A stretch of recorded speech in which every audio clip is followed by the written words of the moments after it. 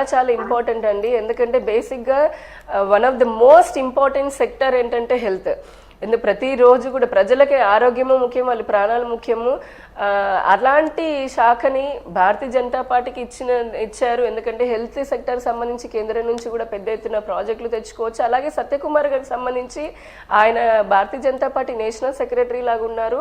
గడిచిన 2-3 దశాబ్దాల నుంచి కూడా అక్కడ ఉన్నటువంటి కేంద్ర మంత్రులతోటి చాలా సన్నిహిత సంబంధాలు ఉన్నాయి. అలాగే ఆ రంగం గురించి కూడా బాగా తెలిసినటువంటి వ్యక్తి. అందుకని చెప్పని సత్యకుమార్ గారు లాంటి ఒక యంగ్స్టర్ కి బాగా అనుభవం ఉన్నటువంటి వ్యక్తికి ఇప్పుడున్న సిచ్యువేషన్ లో హెల్త్ మినిస్ట్రీ ఇస్తే గనక ఖచ్చితంగా, అంటే హెల్త్ మినిస్ట్రీ ఆరోగ్యశ్రీ పేరుతోటి జగన్మోహన్ రెడ్డి చాలా స్కాములు చేశారు. ప్రజలకు అందించాల్సినటువంటి సరైనటువంటి ఆరోగ్యాన్ని కూడా అందించలేదు.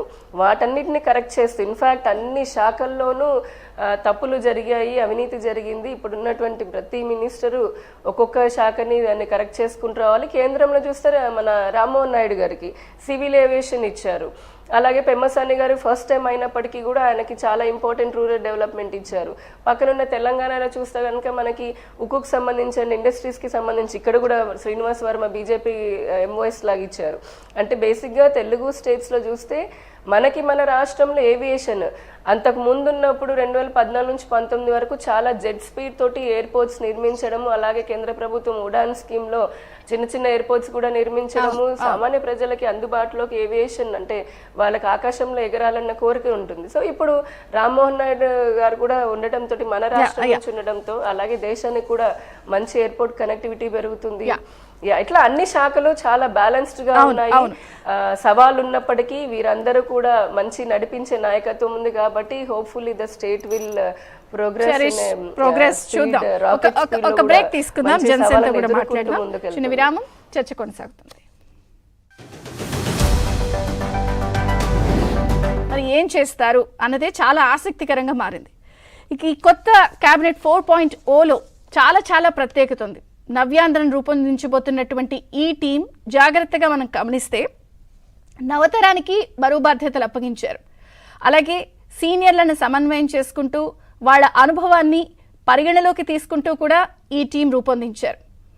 నవతరానికి బాధ్యతలు అప్పగించారు అని ఎందుకు అంటున్నానంటే, నిజంగా ఒక రకంగా ఈ నవతరం అనేదే రాబోయే రోజుల్లో భవిష్యత్తు నిర్మిస్తారు కాబట్టి వాళ్ళకు బరువు బాధ్యతలు అప్పచెప్పారు. ఒక రకంగా సానపెట్టే ప్రక్రియ వాళ్ళ ద్వారానే మొదలుపెట్టారు. రాష్ట్రాన్ని మీరే సానబెట్టండి, మీ తెలివితేటలను ఉపయోగించండి అంటూ నవతరానికి బాధ్యతలు అప్పగిస్తూనే ఎన్నో సంవత్సరాల నుంచి కూడా టీడీపీలో ఉంటూ బరువు బాధ్యతలు మోస్తున్నటువంటి సీనియర్లకు కూడా సమ ప్రాధాన్యతనిచ్చారు. ఒక్కసారి మనం జాగ్రత్తగా ఈ క్యాబినెట్ కూర్పును కూడా మనం గమనిస్తే పోర్ట్ఫోలియోలన్నీ కూడా చాలా చక్కగా సమతుల్యతతో ప్రాంతాల వారీగా వాళ్ళ సమర్థతని బేస్ చేసుకుని ఏ రంగాల్లో ఎవరికి ఎలా ఉంటే బాగుంటుంది అన్న విషయాన్ని చాలా జాగ్రత్తగా కసరత్తు చేసి కూర్చునే విషయం మనకి ఆ శాఖల కేటాయింపుల్లో పోర్ట్ఫోలియోలో మనకు స్పష్టంగా కనిపిస్తోంది. డిప్యూటీ సీఎం పవన్ కళ్యాణ్ పంచాయతీరాజ్ గ్రామీణాభివృద్ధి శాఖలు అని చెప్పి మనం ఎప్పుడైతే ఆ పోర్ట్ఫోలియో చూసామో డిప్యూటీ సీఎంతో పాటు పవన్ కళ్యాణ్ గారు ఎప్పుడూ కూడా గ్రామాల అభివృద్ధి, ఆయన ఎక్కువ శాతం రూట్స్ నుంచి మాట్లాడుతూ ఉంటారు. ఆ విషయం ఆయనకి ఇచ్చిన పోర్ట్ఫోలియోలో ప్రతిఫలిస్తోంది. అచ్చెన్నాయుడికి వ్యవసాయం. గదే వెంకటేశ్వర గారు నమస్తే, బ్రేక్ఫాస్ట్ న్యూస్ కి స్వాగతం. డిప్యూటీ సీఎం గారు తాలూకానా ఇప్పుడు?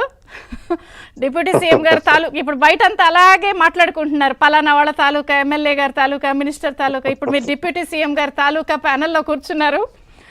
ఏంటి అసలు మామూలుగా లేదుగా. Panchayati Raj deputy CM, rural development, rural water supply, environment, forest, science and technology, ఏం చెప్తారు?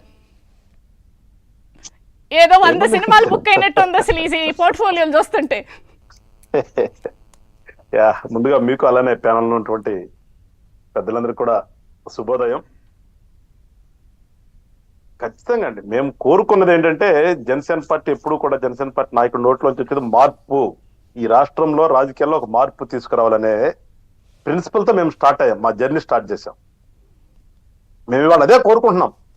ఇప్పటి వరకు ఏదైతే